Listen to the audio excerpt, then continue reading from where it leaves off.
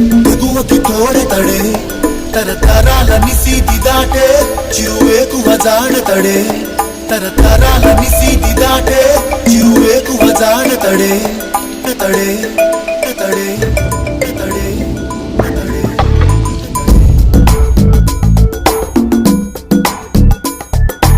ఎవరని ఎదురే నిలిస్తే తెలిసే వదులతడే పెను తుఫాను తలొంచి చూసే తొలి నిప్పు కణం అతడే పెను తుఫాను తలొంచి చూసే తొలి నిప్పు కణం అతడే